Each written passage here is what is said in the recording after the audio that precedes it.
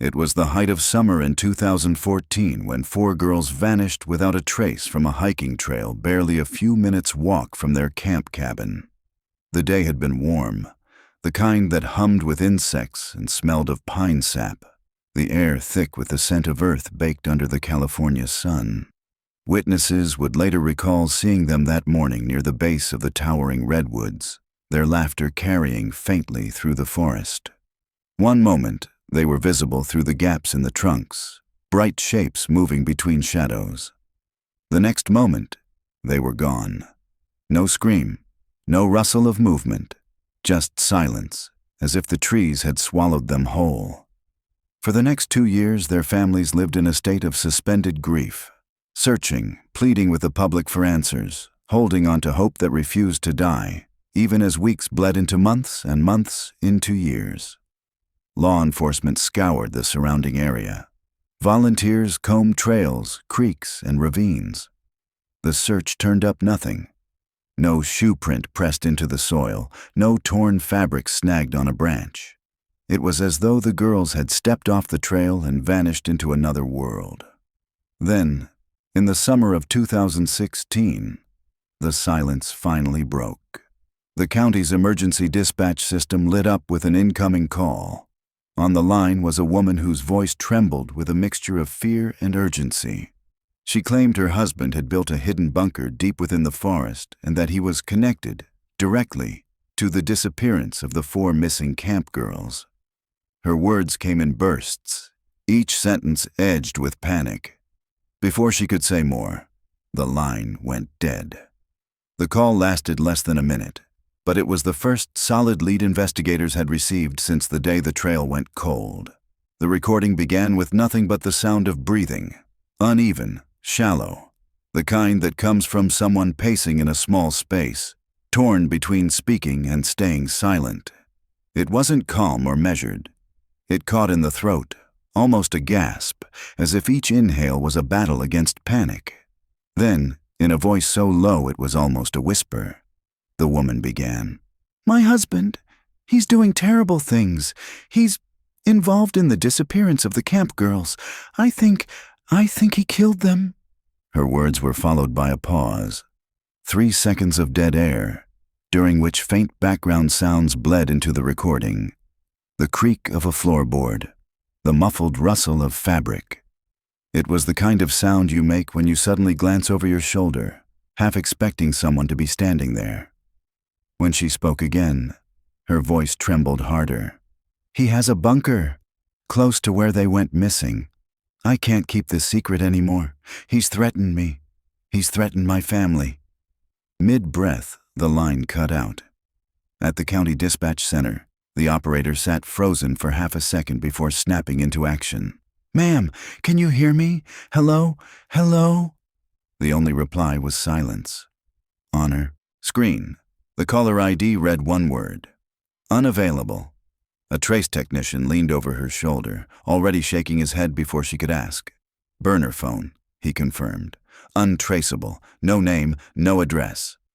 The operator saved the audio file immediately and flagged it for urgent review.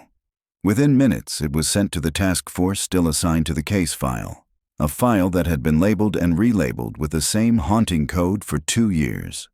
Case 14-0723, Sierra Pines. 2 desks away, Sergeant Tom Heller had just settled into his chair, the bitter taste of overbrewed station coffee in his mouth, when the alert pinged his phone. For 2 long years, he had sifted through every false lead, every crank call, every neighbor's suspicion and whispered accusation. And now, this. He read the transcript once quickly, then again more slowly, feeling the weight of every word. This wasn't a vague rumor or another story about strange lights in the forest. This was specific. A bunker near the disappearance site, from someone close enough to the suspect to know its exact location. From the bottom drawer of his desk, Heller pulled the case binder, a thick, weathered thing with curling edges and a spine frayed from constant use. Inside were maps layered with colored ink from past searches, each grid marking another area scoured and found wanting. The perimeter around Camp Sierra Pines had been combed over at least half a dozen times, but if the bunker was buried, camouflaged, hidden from plain sight, it was entirely possible they had walked over it without ever knowing. Heller called his captain, briefing him in clipped, urgent sentences. The captain asked the same question that was already circling Heller's mind. Could be a hoax? It could, Heller admitted. But if it's not, it's the first real chance we've had in 2 years. By late afternoon, an unmarked SUV was rolling north toward the old campgrounds. The case binder sat open across Heller's lap, maps and notes shifting with every turn of the road. In the back seat sat Lena Moore, the sister of one of the missing girls. She wasn't supposed to be there. Civilians were never brought into active search sites, especially not family members. But Lena had a way of showing up, always. She was 20 now, her face carrying the hard lines of someone shaped more by loss than by age. Grief had hollowed her in some places, sharpened her in others. She had been 14 when her sister Chloe left for camp. The two sisters had begged their parents to let them attend together, but a sudden stomach virus kept Lena at home. She remembered lying on the couch, flushed with fever, as Chloe called that first night to gush about the cabins, the campfire songs, and the massive redwood they had seen on the trail. 3 days later, Chloe was gone. The SUV climbed higher into the mountains, past leaning ranch fences and billboards faded to ghost colors by years of sun. Heat shimmered above the road in restless waves. The windows were rolled down, letting in the dry pine scent mingled with the faint sweetness of distant campfire smoke drifting from some unseen property. Hilaire kept his eyes on the map, tracing their route toward the Parson Jones redwood, a massive tree standing just off the trail where the girls were last seen. The caller had said the bunker was near that spot. Near could mean anything. A quarter mile or just 50 feet. Up front, Deputy Carla Mendoza drove in silence, her gaze darting to every pull-off and overgrown path they passed. She had been part of the original search and remembered well the punishing terrain. Steep ravines, dense undergrowth that clawed at skin and clothes. False trails that lured searchers into dead ends. Finally, she broke the silence. "You think she's telling the truth?" Hiller didn't answer right away. His eyes followed the passing trees, their shadows slicing across the road like bars. "If she's lying, she's adding a lot of detail. That bunker, you don't make that up unless you've seen it."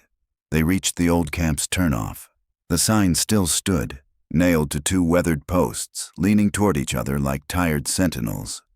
The cheerful yellow letters, "Welcome to Camp Sierra Pines," were chipped almost to white.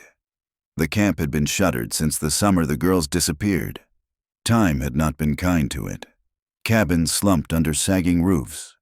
Windows were clouded with dust thick enough to write in.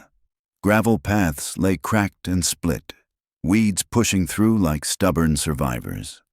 Vines clung to the porch rails as if trying to drag the buildings back into the forest. Deputy Carla Mendoza eased the SUV to a crawl as they rolled past the last of the sagging camp cabins, their splintered roofs bowed under years of neglect. The glass in the windows reflected slivers of pale daylight, but the interiors behind them were only shadow. The dirt lane beyond was narrow, the kind that forced the vehicle's tires into twin grooves worn deep over decades. Branches arched overhead, closing in, the tips whispering against the roof. The deeper they drove, the more the forest seemed to draw around them like a curtain. Finally, gravel crumbled into loose dirt, uneven and rutted from long disuse. Mendoza's hands rested lightly on the steering wheel, eyes scanning the narrowing path.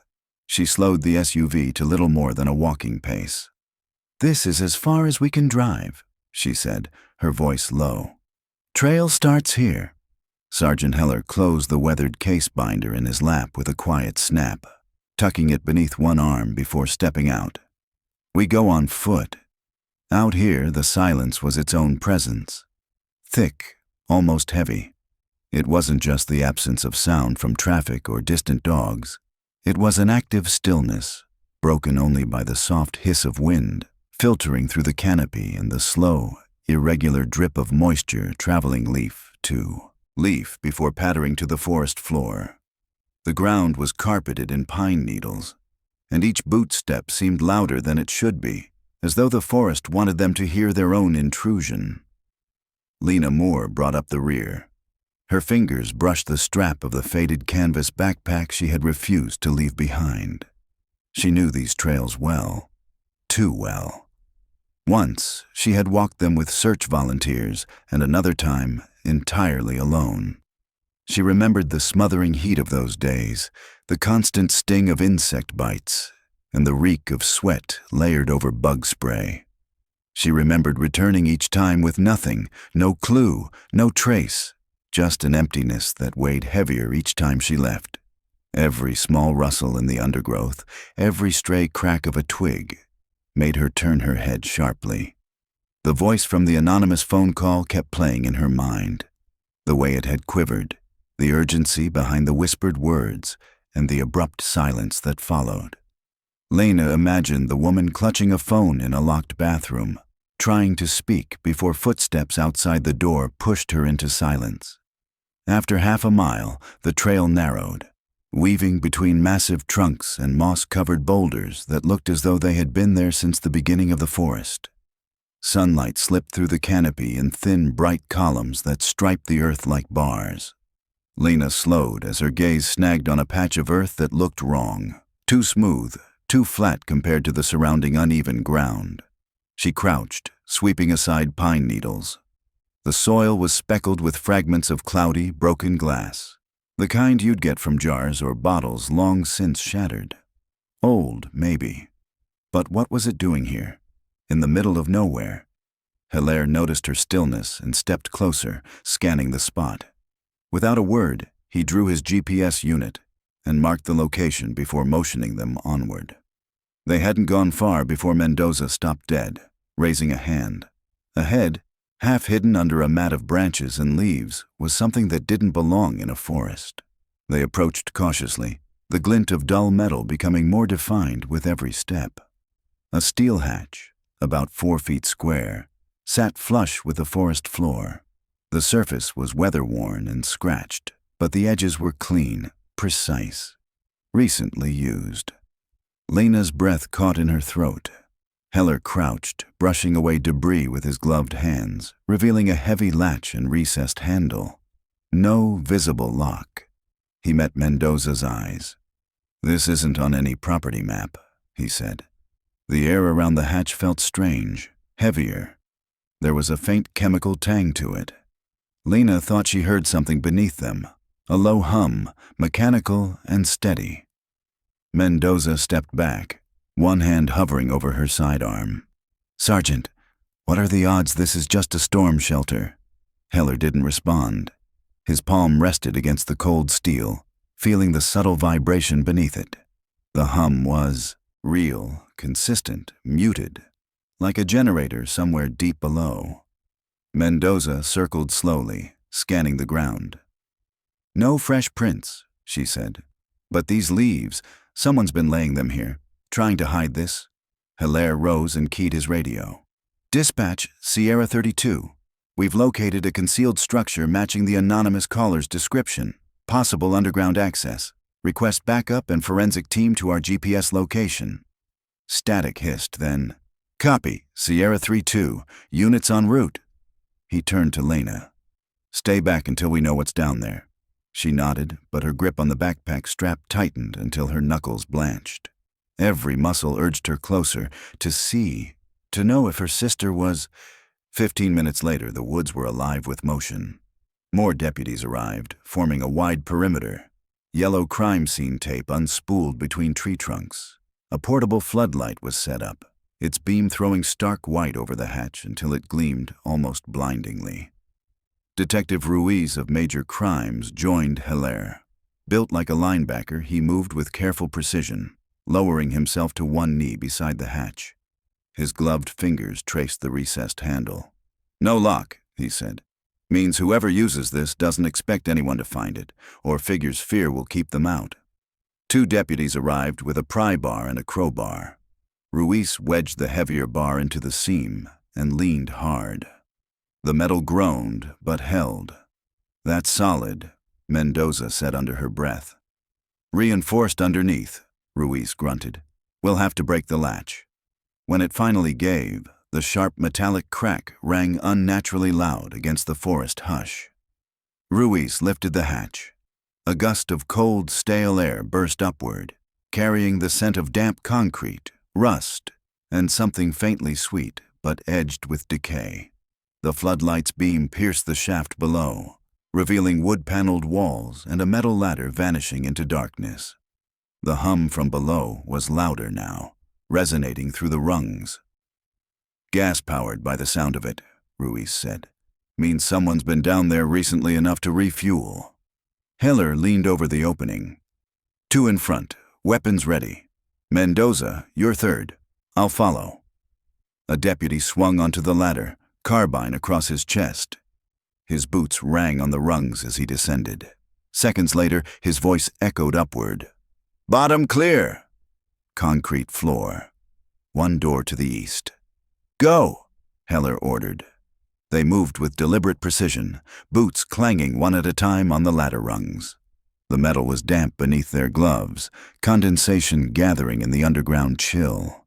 When Sergeant Heller's boots touched the concrete floor, the air shifted, denser, heavier, clinging in the lungs like a humid blanket. The space smelled of earth that hadn't breathed fresh air in years, layered with a sharp tang of rust and something faintly sour. The ceiling was low, just high enough to stand, upright, yet it felt close enough to press down on them. Bare walls showed exposed wiring snaking haphazardly across their surface.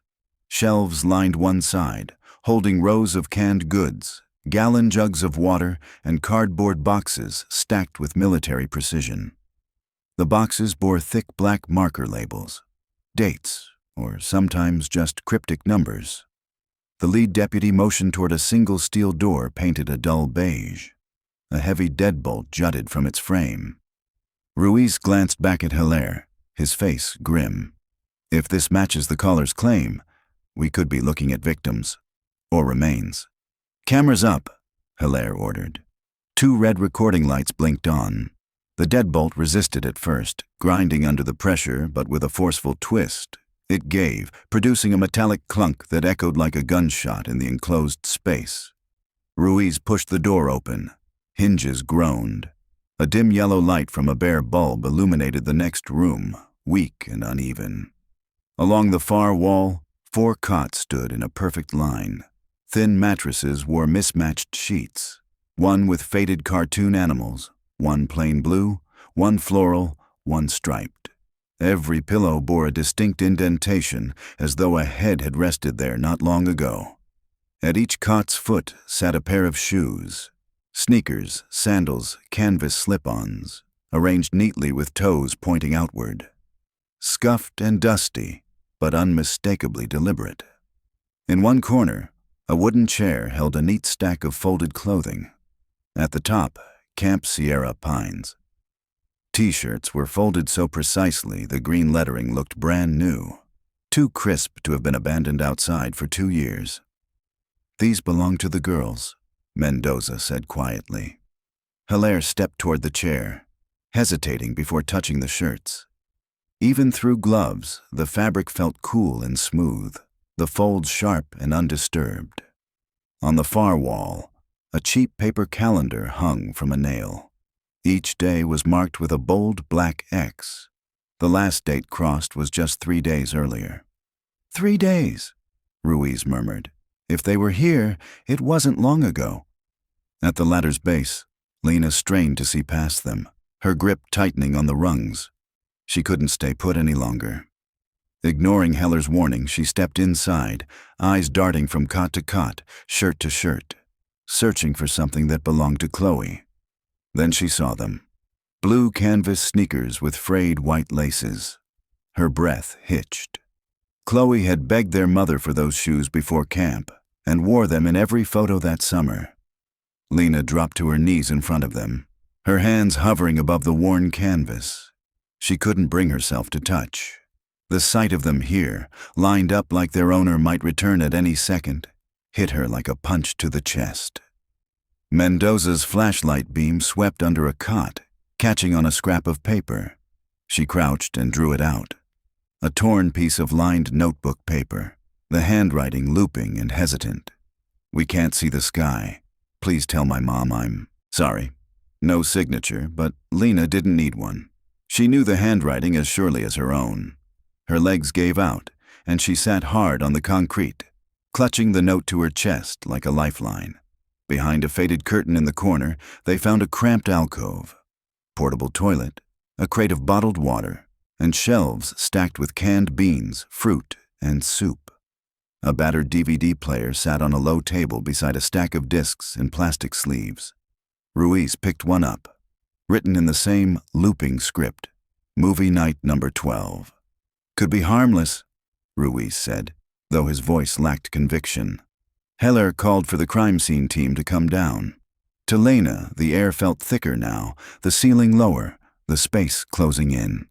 The stale smell, the unbroken rows of cots. It was a dormitory in hell. She gripped the ladder's rung like an anchor, her thoughts spiraling. If Chloe had been here, slept here, written that note, where was she now? Above them, the forest whispered through the open hatch. But down here, the world was smaller, darker, suffocating. At the far wall, another door waited. Smaller, wooden, reinforced with a metal strip along the latch. Ruiz looked back at Heller. If the caller was right about her husband, this is only the surface. The truth could be behind that door. Heller nodded. "Stack up." Lena's heart thudded so loud it was all she could hear as deputies lined the wall. Ruiz tried the handle, locked. Heller gave a nod. The first blow from the battering ram splintered the wood. The second knocked the door inward. A wave of air rolled out, damp, sour, tinged with a faint copper tang. Lena stepped back instinctively. The chamber beyond was narrow, 6 feet wide, maybe 10 long. The ceiling was lower still. Plywood walls bowed inward with moisture stains like spreading bruises. Against the right wall sat 3 large plastic storage bins, their lids sealed with layers of duct tape. The tape edges were frayed and curling, but the bins themselves looked like they'd been handled recently. Ruiz motioned to a deputy with gloves and a camera. "Document everything before we touch a thing." "Photograph everything before you touch it," Ruiz instructed, his tone clipped, eyes sweeping the bunker like a predator scanning its territory. The camera's flash exploded in the dim underground chamber, bleaching every detail into stark black and white for an instant, before plunging it back into the jaundiced light of the single overhead bulb. The shadows seemed thicker afterward, as if they'd crept closer in that moment of blindness. Heller moved toward the left wall, where a metal shelving unit leaned forward under the weight of its contents. Dust lay thick along the edges, disturbed only in places where fingers had brushed against the surface. It took him a few beats to process what he was looking at. On the top shelf sat 4 backpacks, different colors, different brands, but all bore the stitched insignia of Camp Sierra Pines. The fabric was stiff with age, coated in dust, but one bag stood out. A faded friendship bracelet, its threads fraying, was tied to the zipper pull like a secret token. It looked as though it had been tied there by a child's hand and left untouched since. Beneath them sat a row of stainless steel water bottles, their camp logo stickers peeling into curled ribbons. Smudged fingerprints were visible against the dull metal. On the shelf below, a tangled mound of fabric revealed itself as sleeping bags, each a different pattern: purple scattered with stars, blue plaid, yellow with cartoon ducks, red streaked with swirling lines. When Heller tugged one open halfway, the musty smell of mildew rose from the fabric, and something slipped from the folds.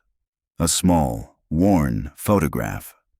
It was a candid shot of 4 girls in front of the camp's mess hall, their arms looped over each other's shoulders, smiles frozen mid-laugh. The redwoods loomed behind them, silent witnesses. Lena's breath caught sharply. She knew the image by heart. Her parents had framed their copy and kept it on the mantel until the grief became too sharp to bear. That photo had been a fragment of a happier time, a time that now felt like a cruel fiction. Ruiz moved to the plastic storage bins along the far wall. The first was sealed tight with duct tape, which peeled away in slow, sticky jerks, the sound unnervingly loud in the quiet. Inside lay piles of children's clothing. Some were neatly folded, as if waiting to be worn again, while others were crumpled, shoved in without care.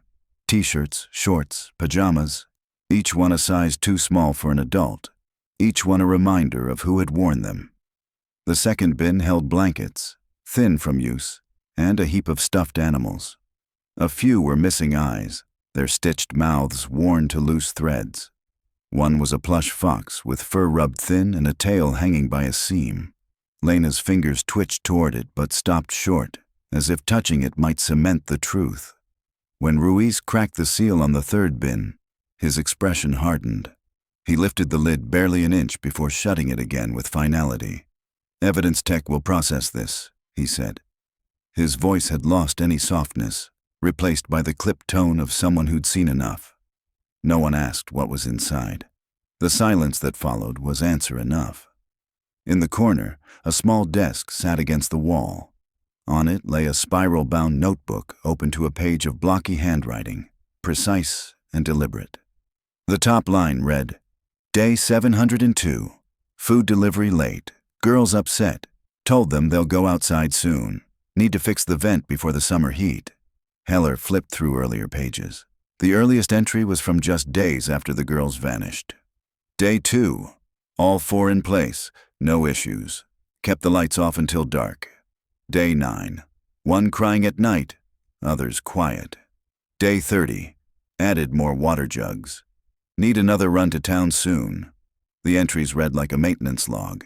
Calm, methodical, almost sterile. No emotion, no urgency, just routine. The banality of it chilled Lena more than any outburst could have. Whoever wrote this hadn't been improvising. They had been prepared.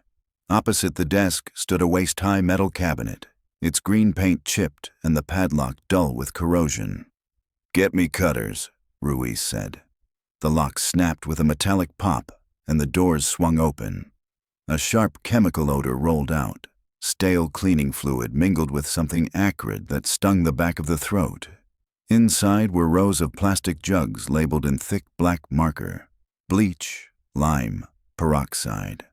The bottom shelf held a roll of thick plastic sheeting, industrial gloves, and a bundle of heavy-duty zip ties. No one spoke. The air felt heavier now. Lena turned away, staring down at the gray concrete floor, as if focusing on something simple might block out the implications of what she'd seen. "Where's the generator?" Heller asked at last. A narrow doorway opened into a cramped alcove. The generator was a squat, growling machine that gave off a faint gasoline smell. A folding chair faced a small, wall-mounted monitor. The screen was divided into 4 feeds.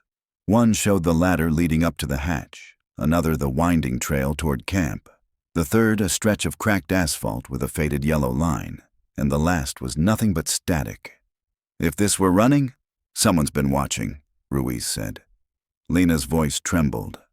"Does that mean they were here? All of them?" Ruiz hesitated, then answered carefully. "It means they were here at some point." The weight of the words pressed down on her chest. She glanced toward the main chamber, her hand tightening around the folded note she had found earlier. If Chloe had written it, then she had been alive long enough to understand that she might never see the sky again. The crime scene team moved methodically, slipping personal items into evidence bags, labeling and photographing each one. The air was filled with the muted clicks of cameras and the rip of tape. Heller stepped away to radio the captain. "Caller's tip confirmed. Concealed underground structure designed for long-term holding of multiple individuals. Personal effects consistent with the Sierra Pines case." When he hung up, Ruiz was beside him. "If the wife's telling the truth, our guy's local, knows the terrain, knows how to avoid search teams, someone who blends in." Hilaire's gaze slid toward Lena before returning to Ruiz. "If he's married, she could still be in danger." And if he's holding people somewhere else. We move now, Ruiz cut in. Above, daylight was fading. Shafts of golden light pierced the canopy, catching in the dust that hovered near the open hatch. When Lena climbed out, the forest looked the same, but felt utterly changed. Quieter, heavier, like it was holding its breath. Her mind circled the same question over and over. If the wife had known this much for so long, what had finally made her speak after 2 years of silence? She was still turning the thought over when movement caught her eye.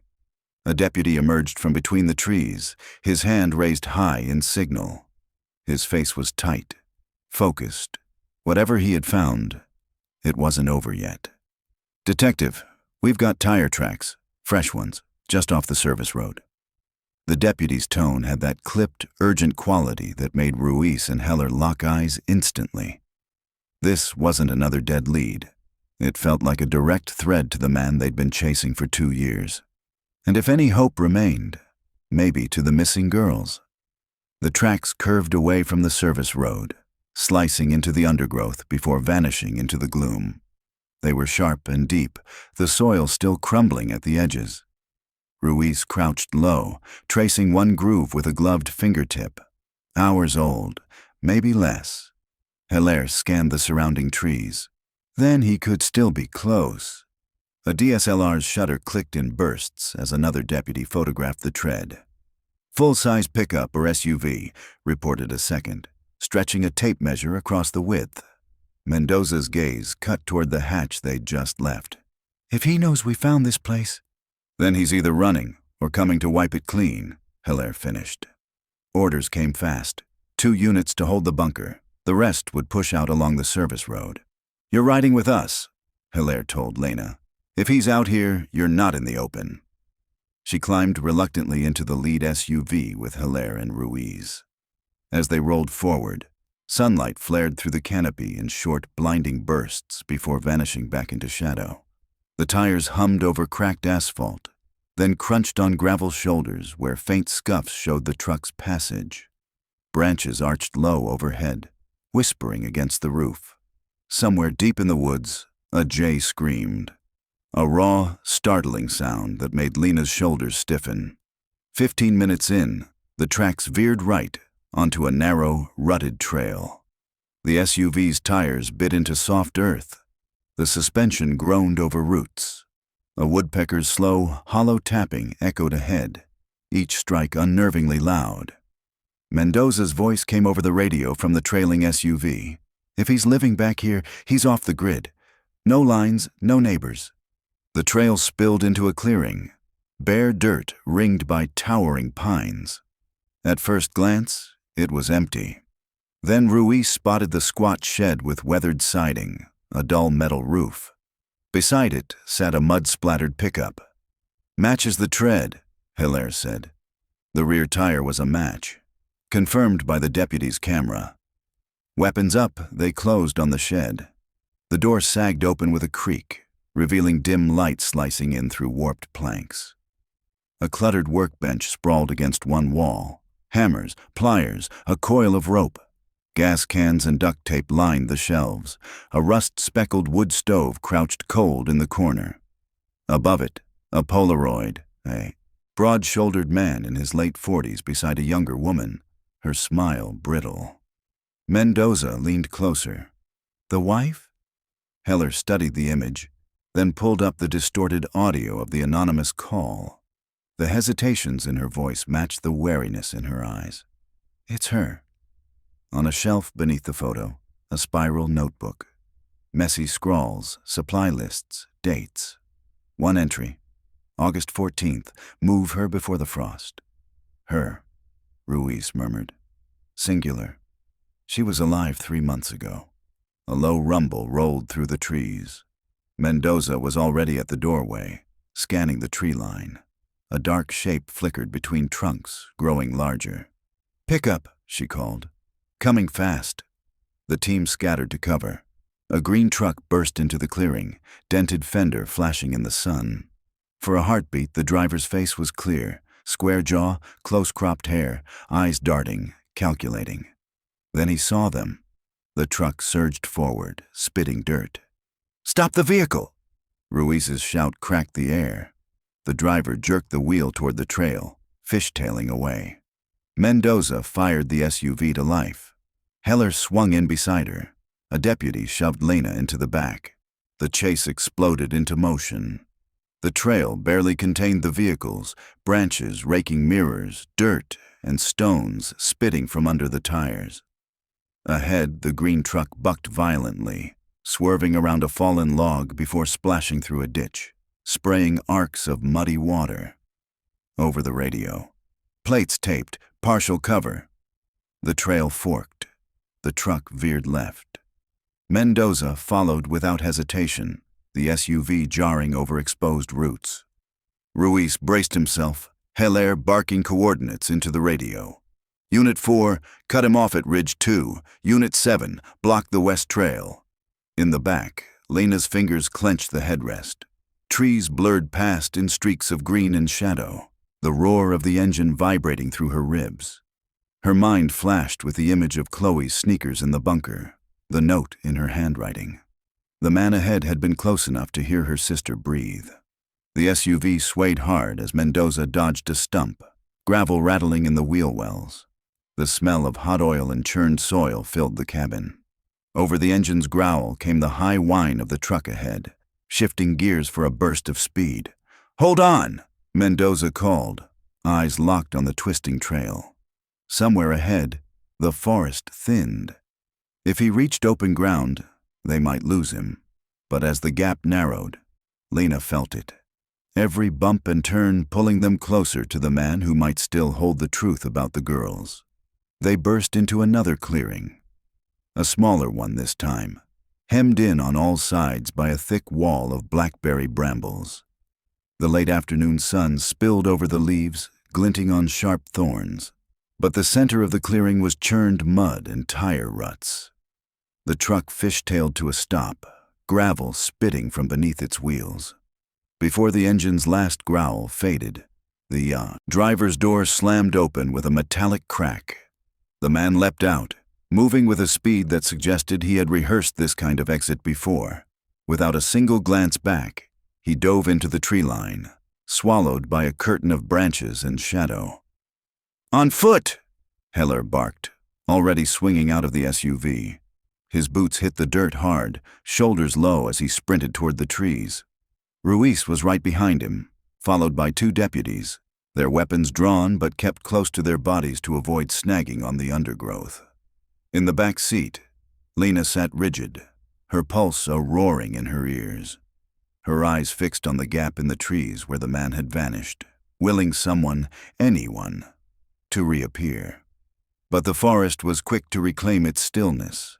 The sounds of pursuit, pounding boots, rustling leaves, faded within seconds, replaced by the occasional snap of a branch and distant muffled shouts that could have been no more than the wind. Mendoza moved with measured steps toward the truck. Her hand hovered near her holster as she made a slow circle of the vehicle. In the bed, there was almost nothing. Just a crumpled blue tarp that smelled faintly of mildew and a dented white cooler. She flipped the lid. Empty. No ice, no contents. Just the faint scent of old meltwater. Slipping into the cab, she catalogued everything in her mind. A flannel shirt, balled on the passenger seat. A battered cigarette pack in the console, its cardboard soft from moisture. On the floor, a half-empty bottle of water rolled lazily with each shift of her weight. The keys were still in the ignition, swaying ever so slightly, as though the driver's departure had left an echo in the air.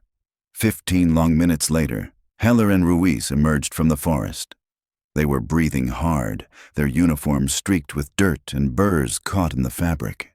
"He knows the terrain," Heller said between gulps of air, frustration tightening his voice. "Could have a dozen hideouts out here." He leaned into the truck again, scanning every detail with the kind of focus that comes from 2 years of dead ends. Then he saw it. A small pink hair tie looped around the gear shift. It was worn, the elastic stretched and frayed, but tied into it was a single pale blonde hair. Lena saw it too, Her breath hitched and her throat closed. "Chloe's," she whispered, her voice barely more than air. The hair tie was photographed in place, then sealed in an evidence bag as though it were made of glass. Deputies began the process of logging the truck for impound, calling in a tow. The sun dipped lower, shadows stretching long and thin across the clearing. The air was cool, carrying the sharp scent of pine resin and the faint metallic tang of the truck's cooling engine. Somewhere beyond the wall of trees, the man could be watching, measuring their next move against his own. And if the wife's call had been truthful, at least one girl was still alive. That night, the sheriff's office was lit like midday. In the forensic lab, technicians bent over their stations, beginning the delicate process of extracting DNA from the hair. The match to Chloe would take time, but Heller refused to let the investigation pause. He pressed for the wife's identification to go public within the task force. Minutes later, her DMV photo filled a monitor. It was the same woman from the Polaroid in the shed, Erin Calloway, 32 years old, no criminal record, married to Mark Calloway for 8 years. Mark matched the suspect's physical description: square jaw, close-cropped hair. He was a lifelong resident, a heavy equipment operator who had done seasonal maintenance for Camp Sierra Pines before it closed. Lena stared at his photo, at the impassive face, and wondered how many times her sister had looked into it. How many times might she have been close enough to hear him breathe? Heller flipped through Aaron's file, his voice low. "If she's alive, she's the key. She knows where he is. But if she's scared, she's not going to open the door for us." Ruiz's answer was grim. "Then we find her before he does." Miles away, the air inside a dim motel room was heavy with bleach and stale cigarette smoke. Erin Calloway sat on the edge of the bed, her purse clutched tight against her side, her fingers curled so hard around the strap that her knuckles were bone white. Her other hand pressed flat to her thigh to quiet the tremor that had set in 3 nights ago. There was no television. No lamps were turned on after dark. The curtains were drawn so tightly they rippled only when the heating unit kicked on. Every time a car pulled into the gravel lot outside, she froze, her eyes darting to the window. She listened to the shift of tires, the slam of a car door, the muted rhythm of voices. In her mind, it was always him. The burner phone sat face down on the nightstand, silent and still. She hadn't touched it since the call. It wasn't fear of using it. It was fear of being heard, of somehow letting her voice travel back to him, of giving away her hiding place. It had taken 3 weeks to work up the courage to dial that number. 3 weeks of restless nights, of replaying the sounds she had heard one afternoon in the hidden bunker at the edge of their property, muffled crying, the high, thin voices of girls. She told herself she was imagining it, that it couldn't possibly be the girls from the news. But then she'd found the shoe, small, scuffed, lying beneath a tarp in the bed of his truck. Mark had always been a man of routines. Out before dawn, back before dark, tools cleaned and put away, boots lined neatly by the back door. But in the past 2 years, those habits had warped. His trips into the woods became erratic. His absences are longer. His truck is heavier with supplies. If she asked questions, the answers were short, clipped. Job up north, helping a friend. Don't worry about it. If she pushed, his voice dropped into that dangerous, low tone, the one that made her step back without realizing she had moved. The last fight before she left had been about the basement. She wasn't allowed down there, never had been. But that night, she'd heard the door at the bottom slam, then the scrape of a heavy bolt sliding home. When he came up, his face was calm, but his knuckles were white. "Stay out of my work," he'd said. "You don't want to know what's down there." That night, she packed a bag. She didn't leave immediately. She knew if she tried to slip out in the dark, he would hear her. Instead, she waited until the next morning, when the truck pulled away. Then she grabbed her purse, started the car, and drove until the town was behind her. Now, in the dim motel room, she wondered if it even mattered. Mark was clever. He knew the forest the way most people know the streets around their own home. He knew how to vanish. And if he realized she had made that call, her stomach knotted. She closed her eyes, breathing slow and deep, counting each inhale and exhale. It was the same method she had used when he paced above her on bad nights, his boots striking the floor in a steady, threatening rhythm, waiting for the moment when the storm would break. In the sheriff's office, the air was tight with urgency. Heller stood hunched over a table scattered with photographs. The bunker's cold interior, the cots, the calendar, the shoes lined up like ghosts waiting to return, and the pink hair tie taken from the green truck. His gaze kept drifting to it, the tiny elastic loop magnified under the harsh fluorescent lights, as though it might whisper answers if he stared long enough. Across the room, Ruiz was on the phone with state police, his voice low but clipped. He was pushing hard to fast-track an APB on every vehicle linked to Mark Calloway. 2 trucks confirmed, Ruiz said into the receiver, jotting notes. We're not letting him slip a third one past us. Mendoza leaned against the wall, arms folded. If Erin's hiding, she's hiding alone.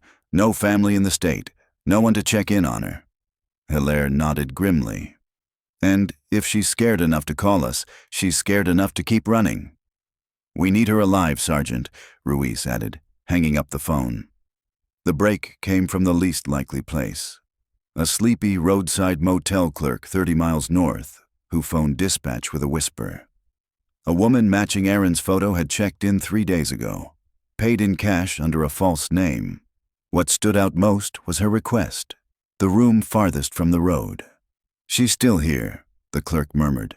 Saw her at the vending machine this morning.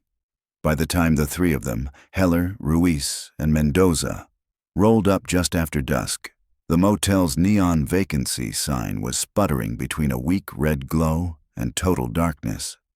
The clerk pointed them toward the last unit in the row. Heller approached first, rapping softly on the door. Erin? My name is Tom Heller. We're here to help you. We need to talk about your husband. Silence. Then, inside, a faint shuffle of feet. Something scraped across the floor. Mendoza stepped up beside him, her tone even, calm. Erin, please, you're not in trouble. But if any of the girls are still alive, we don't have time. The lock turned with a metallic click. The door opened a narrow 2 inches. Erin's face appeared in the gap, pale, tense, eyes darting from one deputy to the next. You can't be here, she whispered. If he finds out, he's already running. Heller cut in. We found the bunker. We know about the girls. You're the only one who can tell us where they are now. Her knuckles whitened against the doorframe. I can't. You can, Ruiz said softly. And you have to. He's not here to stop you anymore. She stood frozen, chest rising and falling in quick bursts. Then, with a shaky breath, she opened the door wider. The room was stripped of comfort. A bare bed, unmade, with a single duffel bag on the floor. The burner phone sat on the nightstand like a snake coiled and waiting. Erin perched on the bed's edge, folding her hands in her lap as though bracing herself against a storm. I didn't know at first, she began. I thought he was hiding something else, drugs, maybe, but then I heard them. Her gaze locked on Heller's. I heard them crying. One of them asked for her mom. Where? Heller's voice was level. Not the bunker you found. That was the first one. He moved them after your last search of the woods. She lowered her voice to almost nothing. It's an old hunting cabin, his father's, off a logging road near Miller's Creek. You can't see it from the air. He told me he could keep them there forever. Ruiz was already on the radio, his voice urgent, sending units toward Miller's Creek. Erin gripped the bedspread so tightly that her fingers looked bloodless. If you go, be careful. He's got traps, wires strung low across the trail. Says it's for animals, but it's for people, Mendoza finished. Erin nodded, eyes flicking toward the window. If he knows you're gone, he'll head there first, Heller said. Her voice cracked. Then you have to beat him there. Outside, night was settling fast. Heavy clouds hung low, pressing down on the tree line, blotting out the stars. The air smelled of rain, wet earth, and pine resin. As they loaded back into the SUVs, Heller's eyes caught Lena's in the back seat. She had heard every word. "Do you think Chloe's there?" she asked, voice trembling. He didn't look away. "If she's anywhere, that's where she'll be." The convoy pulled out with lights dimmed, engines low. 2 miles from Miller's Creek, they killed the headlights entirely, rolling forward in near silence. Rain slicked the gravel road, making every tire crunch sound sharper in the hush. The scent of wet pine was heavy, clinging to skin and clothes. "We're close," Heller murmured from the passenger seat, eyes fixed on the GPS. "Pull off here, no sense driving right up." The vehicles eased onto a narrow logging spur, parking in a tight cluster. Doors opened in unison, the night swallowing the sound. Deputies moved with trained precision, checking weapons, tightening gear straps, pulling rain hoods over their heads. Lena was told again to stay behind. She didn't protest this time. She knew whatever lay ahead was not something she could face, unarmed. They started on foot, boots sinking softly into the wet earth. The forest was dense, the canopy so thick it turned the world into shifting shades of black and charcoal gray. Rain dripped through in a slow, steady patter, running cold down the back of their collars. Mendoza took point, her flashlight angled low to avoid casting a beacon through the trees. After 100 yards, she stopped abruptly, one fist raised in a silent signal. The beam of her light caught something glinting across the trail, a strand of thin metal wire, barely visible unless you knew where to look. It was pulled taut between 2 stakes, ankle high.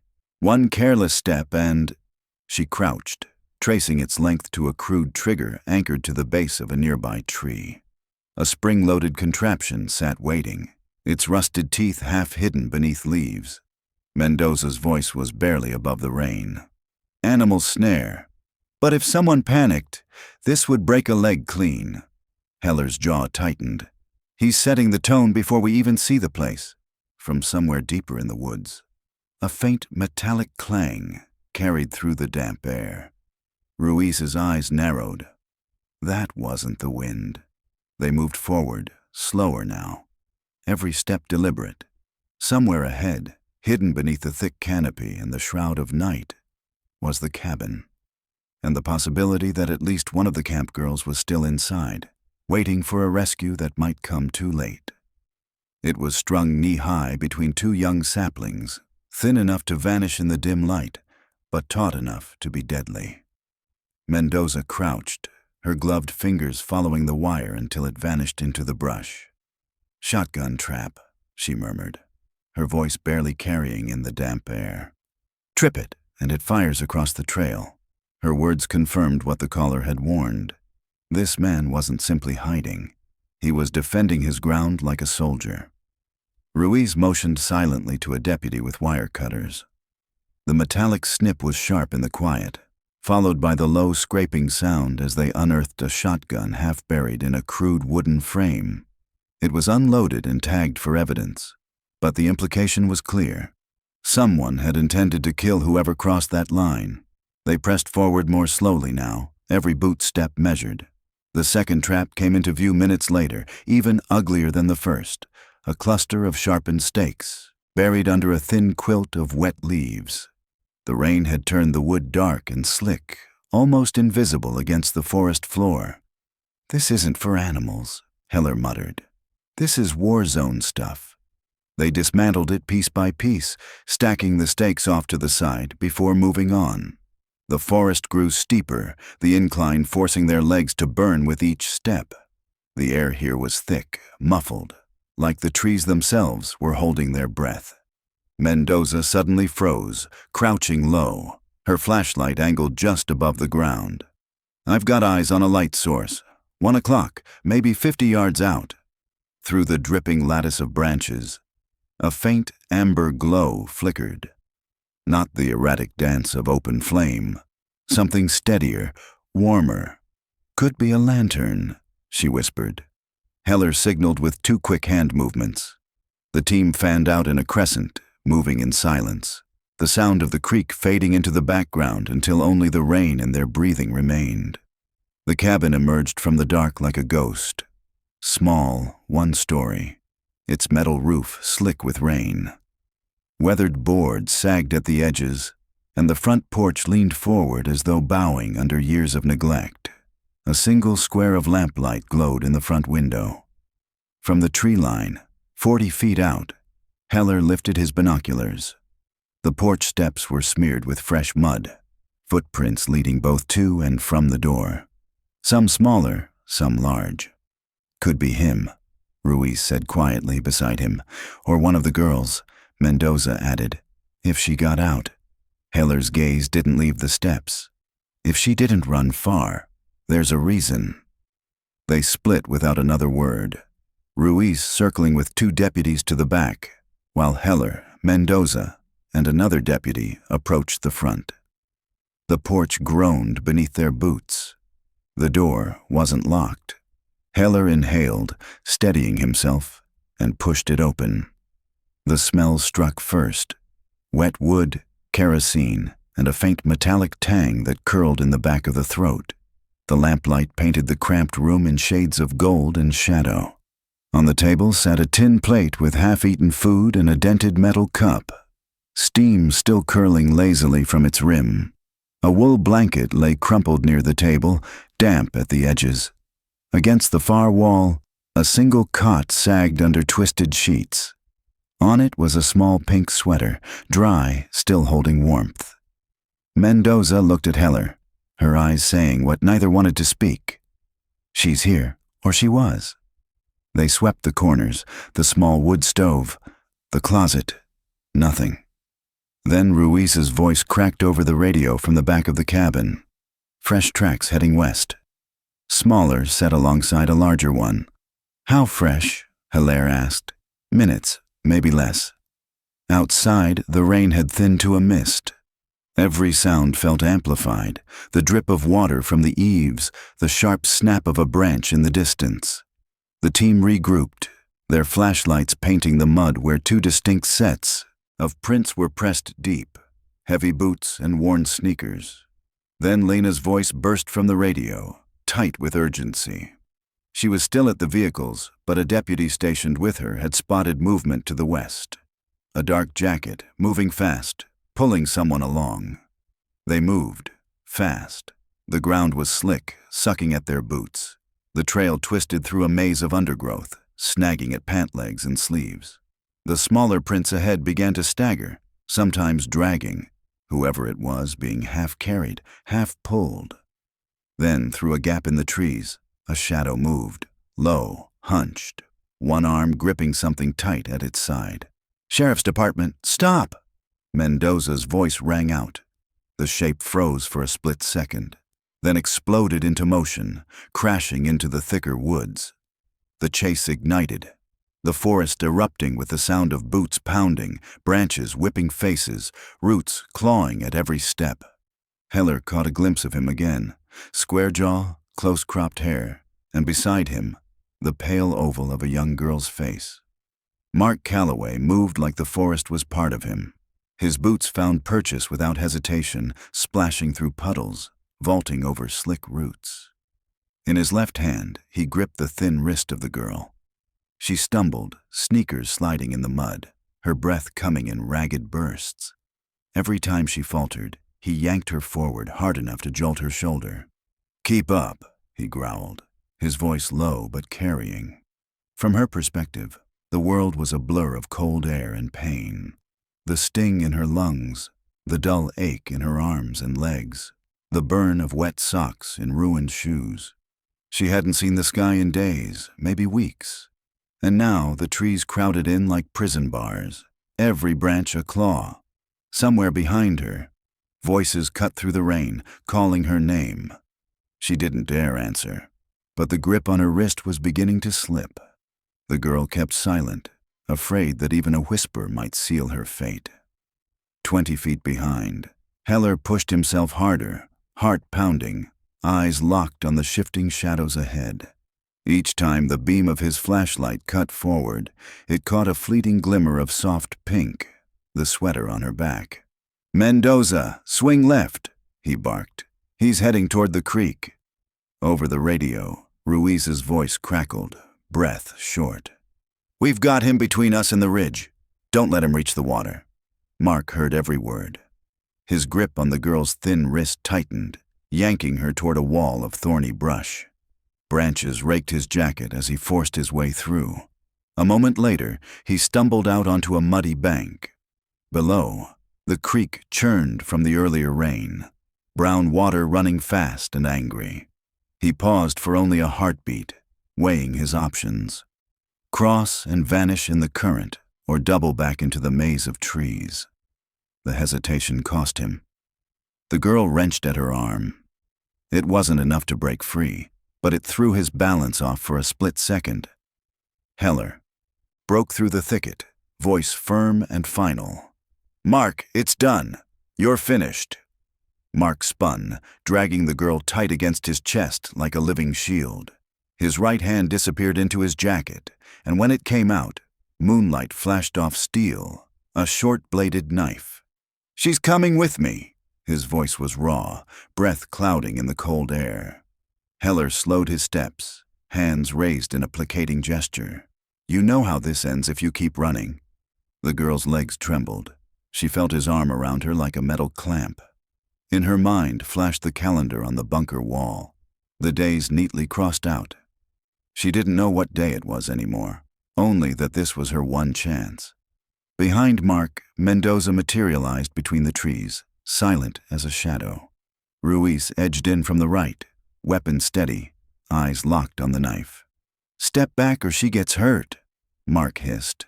"No one's stepping back," Heller replied evenly. "Let her go and we talk."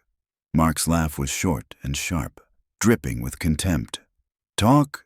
You've hunted me for 2 years. I know what your kind of talk means." He shifted the knife slightly, loosening his hold without realizing. The girl didn't think. She acted. Her heel slammed down on his boot with every ounce of strength she had. Mark cursed, instinctively tightening his grip, but the stumble was all Heller needed. He lunged. The world erupted in a chaos of motion. Bodies colliding, boots slipping on wet rock, the splash of water as they crashed into the shallows. The knife skittered away across the stones. Mendoza's arm closed around the girl's shoulders, hauling her up the bank. "Got her!" she called. In the creek, Mark twisted and shoved, trying to break free. Heller forced him down, but he clawed toward the knife. Ruiz splashed in, grabbed the collar of Mark's jacket, and yanked him back with brutal force. The fight was short, but vicious. Seconds later, Mark's wrists were cuffed behind him, his chest heaving. His gaze darted from one face to another, eyes hard, lips curling into a grimace. "You don't have a clue what you've just done," he spat. Heller ignored the jab and turned to the girl. Wrapped now in Mendoza's jacket, she was trembling head to toe, eyes wide and glassy from shock. "What's your name?" he asked gently. Her lips parted. "Claire." Moments later, Lena came running into the clearing, lungs burning. She froze when she saw the girl. "It's not Chloe," she breathed, "but she's one of the 4. Claire looked at her, something like recognition flickering in her tired eyes. "You're her sister." Lena's knees nearly buckled. She crouched down, taking Claire's ice-cold hands in her own. "Where's Chloe? Is she alive?" Claire's gaze dropped. She swallowed hard. "I don't know. He took her away months ago." The words hit Lena like a physical blow, but Heller knew they couldn't stop. Somewhere out there, the others could still be alive. "Mendoza, get her to the medics," he ordered.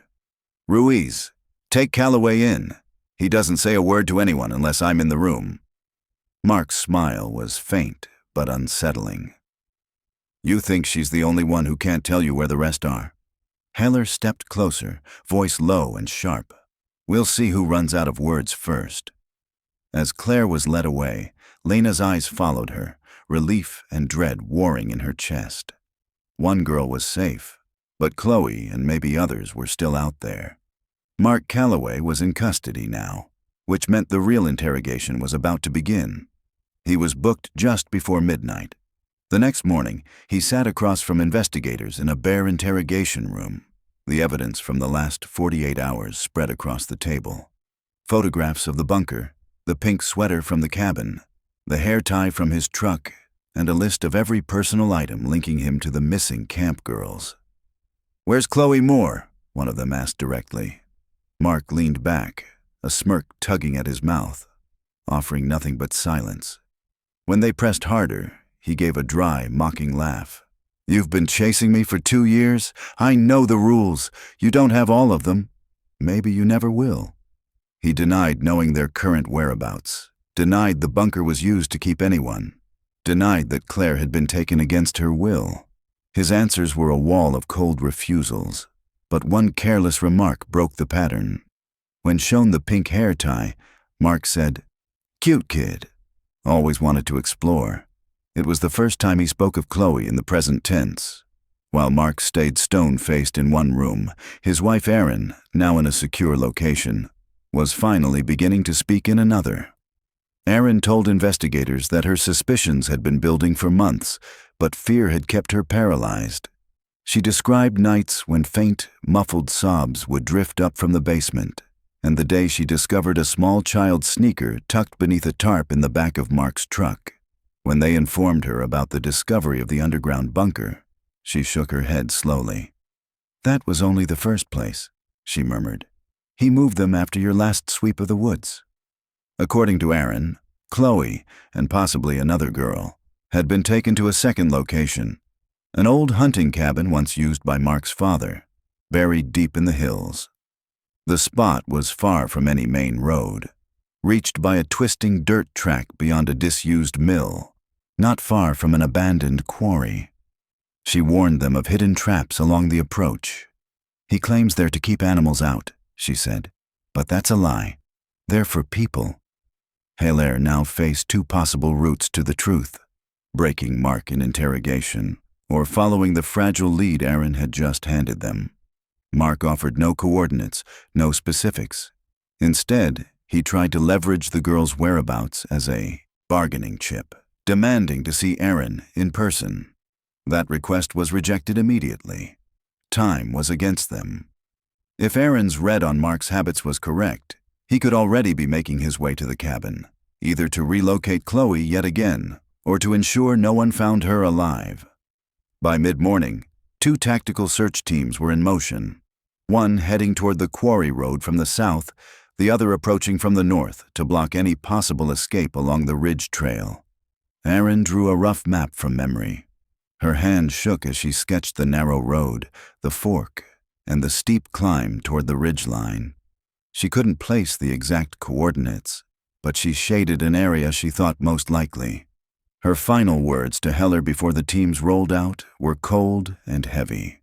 "If you arrive and it's empty, you've already lost." In the lead SUV, Lena sat with a photocopy of that map in her lap, tracing the penciled lines over and over with one finger. The ridge road wasn't far from the spot where Chloe had vanished 2 years ago.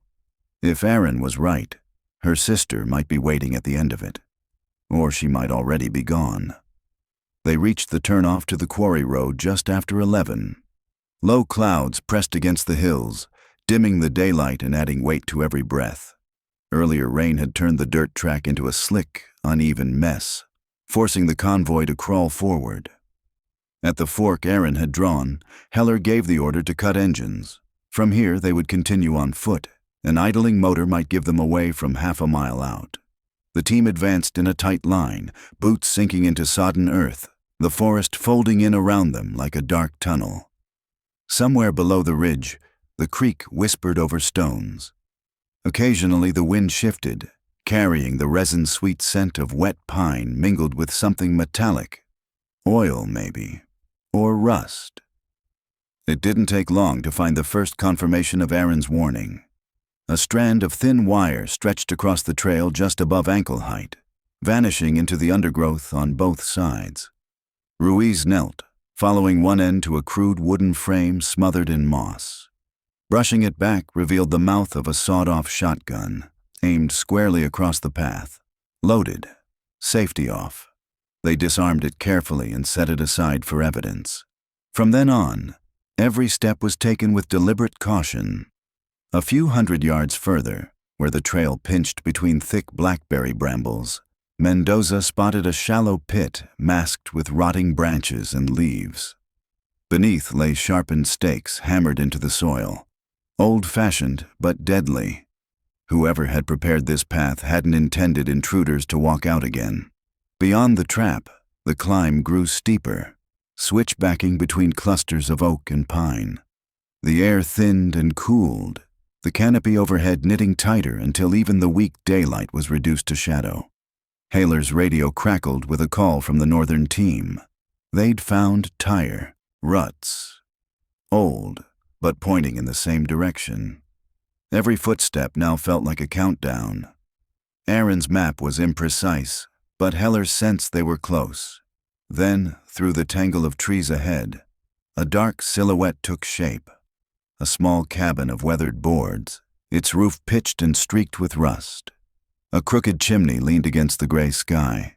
It sat in a clearing no wider than a tennis court, ringed by piles of split logs gone silver with age. A single faded curtain stirred in the cabin's lone window. No smoke rose from the chimney, no sign of movement inside. They stopped at the tree line, scanning the ground between them and the porch. Mud was churned and littered with branches. Two distinct sets of footprints led to the front steps, one large, one much smaller, the smaller set weaving slightly as though the person had been unsteady on their feet. "Fresh," Ruiz murmured. The team divided. Half swept wide to cover the back, while Heller, Mendoza, and two deputies advanced toward the front. The porch boards were warped and slick, groaning softly under each step. The cabin door was shut but not secured, a faint line of muddy prints leading straight to the threshold. Heller drew a slow breath, pushed it open, and was immediately met by the smell of damp timber mixed with kerosene. A lone oil lamp burned weakly on a small table, casting an amber haze that softened the edges of the shadows. On the table sat a tin plate holding the remains of a meal, bread and beans congealed into a dull sheen, beside a cup that had gone cold. Against the far wall rested a narrow cot, its blanket twisted and the pillow still holding the shape of a recent occupant. At the foot of the cot sat a pair of small canvas sneakers, their soles caked with fresh mud. Heller crouched, brushing his fingers over the blanket's fabric. "Still warm." He signaled for the others to sweep the corners, the cramped closet, and the space beneath the cot. Nothing. No visible signs of a struggle. No blood. But also no sign of Chloe Moore. At the back of the cabin, a second door opened to a short staircase descending into thick trees. Ruiz called from there, voice sharp with urgency. A trail of prints, one large, one small, cutting deeper into the forest. The radio crackled with the rear team's report. Movement about 200 yards west. A man pulling someone along. "Hold eyes, don't engage," Heller ordered, already moving. They plunged down the muddy slope, branches whipping their arms, boots slipping but never stopping. The tracks were clear, the smaller set sometimes dragging, the larger planted hard and deep. Heller's gut told him they were just minutes behind, but he couldn't tell if they were gaining ground or being drawn into a trap. At the base of the slope, the terrain flattened into a narrow strip of clearing. On the far side, a shadow moved. Tall, broad-shouldered, one arm locked around a smaller figure with long, dark blonde hair. "That's her," Heller breathed. They were less than 100 feet away when the man, Mark Calloway, looked back. For a heartbeat, their eyes locked, and then he yanked Chloe forward, bolting into the deeper woods. He ran like someone born to this ground, his boots finding silent paths, weaving through gaps in the trees. But Chloe couldn't match his pace. Her sneakers slipped in the mud, her knees buckling against roots, her breathing quick and ragged. Every stumble slowed him, and every delay closed the gap between hunter and hunted. Heller pushed harder, Ruiz cutting in from the right, Mendoza sweeping wide to the left. The forest became a storm of noise. Shouts, cracking branches, the scrape of boots on wet soil. They came to a fallen log, slick with rain. Mark vaulted it, dragging Chloe, but her foot caught. She went down hard, hands sinking into the muck. That pause cost him. Heller vaulted the log, catching Mark's jacket at the shoulder. The fabric tore, but it slowed him just long enough for Ruiz to slam into his side. The three men crashed into the leaves, sliding through the mud. Chloe scrambled away, gasping, until Mendoza reached her. "You're safe," Mendoza assured, already wrapping her own jacket around the trembling girl. Mark fought with the fury of a trapped animal, striking wherever he could. Heller took a blow to the ribs but used it to twist Mark's arm behind him. The cuffs locked with a final, decisive click. "You're finished," Heller said, breath steaming in the cold air. Mark only gave a thin, unsettling smile. Chloe's shaking was so violent that Mendoza had to steady her as they made their way back toward the ridge. Her voice was faint when she asked, "Is my sister here?" Lena was waiting at the clearing's edge, rain plastering her hair to her face. When Chloe saw her, she stopped, frozen. For a long moment, neither moved. Then Chloe's legs buckled, and Lena caught her, the two collapsing into the mud and holding on as though they'd never let go. Medics closed in, checking Chloe's pulse, asking her name, her age, when she'd last eaten. She gave clipped answers, eyes flicking toward Lena as though afraid she might vanish. Heller crouched beside them. "Are the others safe?" she asked him. His pause was enough to tell her the truth. "We're going to find them," he promised. "But right now, you're safe. And that's what matters." Mark was loaded into the back of a cruiser, head lowered, his expression unreadable. When Erin Calloway heard he'd been caught, she didn't cry. She simply asked, "Did you get them all?" The answer was no. She only nodded, as though she'd expected it. By nightfall, the ridge was quiet again. The cabin was sealed as a crime scene, every trap catalogued, every piece of evidence tagged. In the medic van, Lena sat beside her sister, one hand wrapped around Chloe's, thumb brushing over her knuckles. The heater blew warm air, but Chloe still shivered under the blankets. She wanted to pour out 100 questions, to demand answers for every empty night of the past 2 years, but the words never left her lips. This wasn't the moment for interrogation. There would be a time for that later, if later came at all. Right now, Lena's only purpose was to let her sister feel the steady weight of her hand. It was proof that she was here, alive, warm, and real. The days that followed blurred together in a haze of procedures and interruptions. There were endless interviews with investigators, clinical voices asking about every detail. Doctors performed rounds of medical examinations, documenting the toll captivity had taken. Outside the sheriff's office, reporters and news vans crowded the sidewalks, cameras trained on every door. Claire and Chloe were allowed a brief reunion, two survivors clinging together in a way no outsider could fully understand. They didn't talk much. They didn't need to. Just being in the same room said everything. Meanwhile, Mark Calloway faced a list of charges that seemed to grow by the hour. Multiple counts of kidnapping, unlawful imprisonment, aggravated assault. Even in custody, he offered nothing about the other 2 missing girls. His silence was a wall no one could break through. Search teams pushed harder. They swept through the Redwood Hills, scoured forgotten sheds, boarded up cabins, and long-abandoned logging sites. Volunteers joined deputies, combing through 20 miles of wilderness and derelict structures. Calls came in with supposed sightings or overheard rumors, but most collapsed under scrutiny. Still, no one eased up. The unspoken truth was that the clock was running, and every day without a lead made the odds worse. 3 nights after Chloe's rescue, Lena sat in a hospital chair beside her sister's bed. The steady rhythm of the heart monitor had become background music, its soft beeps blending with the hum of fluorescent lights. A paper cup of water sat untouched on the small table. Next to it lay the pink sweater from the cabin, folded with care. Chloe had asked to keep it nearby, as if the worn fabric tethered her to something she could still control. Lena reached over and gently brushed a loose strand of hair from her sister's forehead.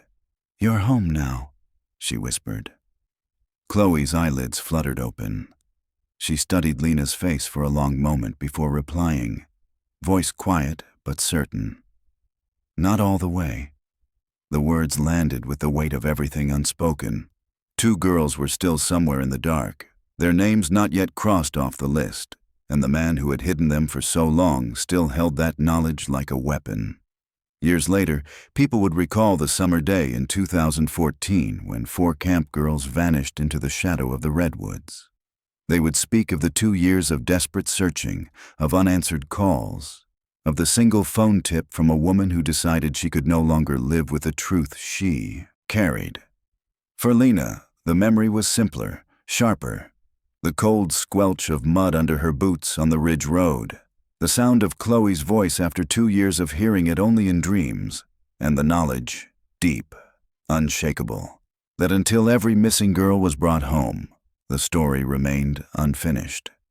Because in cases like this, safe isn't the ending. It's only the first step.